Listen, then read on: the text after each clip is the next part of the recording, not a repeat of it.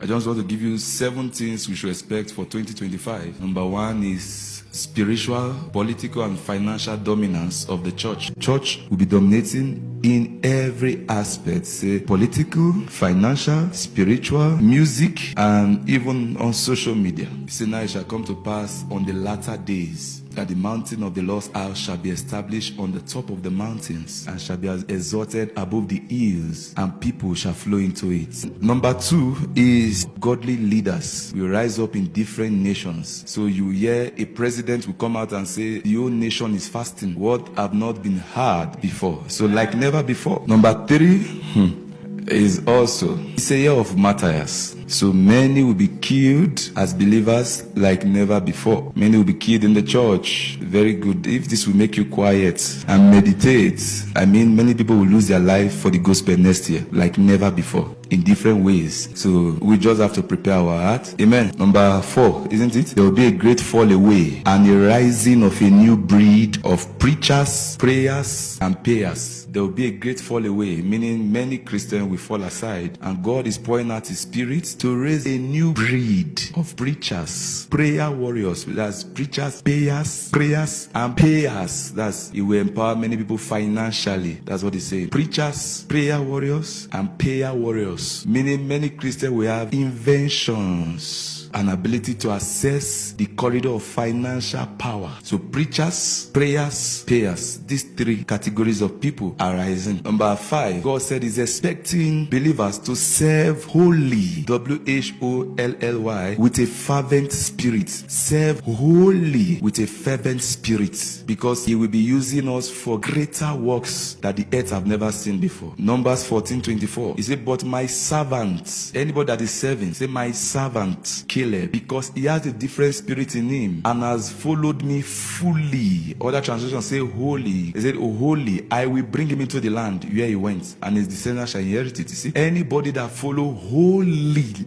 fully, He said, is them that He will use. He will bring them into His promises of greater works. And He said, and His seed shall possess it. Even your offspring will benefit in that blessing when we serve wholly. Hebrews 6:12. He said, don't drag your feet. Be like those who stay the course with committed faith, and then get every promise to them, that you do not become sluggish, but imitate those who through faith and patience inherit the promises. So next year, God is expecting us, those He wants to use for this greater work. There is a season and dispensation of greater work. Now He said those that will be qualified for it, they will serve Him with a fervent spirit, and they will serve wholly, no reserve. Are you understand that? Yeah. Next year, 2025, there will be a greater tribulation against the church that have never occurred before. A greater tribulation against the church and true believers like it has never occurred before. Something that nobody have ever seen in our generation. So He's telling us this so that our faith will be strong. Matthew 5:10. He said, blessed are those who are persecuted for righteousness' sake, for theirs is the kingdom of heaven. Blessed are you when they revile and persecute you, and say all kind of evil against you falsely for my name's sake. Rejoice and be exceedingly glad, for great is your reward in heaven. For so they persecuted the prophets who were before you. And finally, God is saying in 2025, believers should be warfare minded. It's like in the realm of the spirit, they have declared war in 2025. Satan is aware and now spiritually for next year. So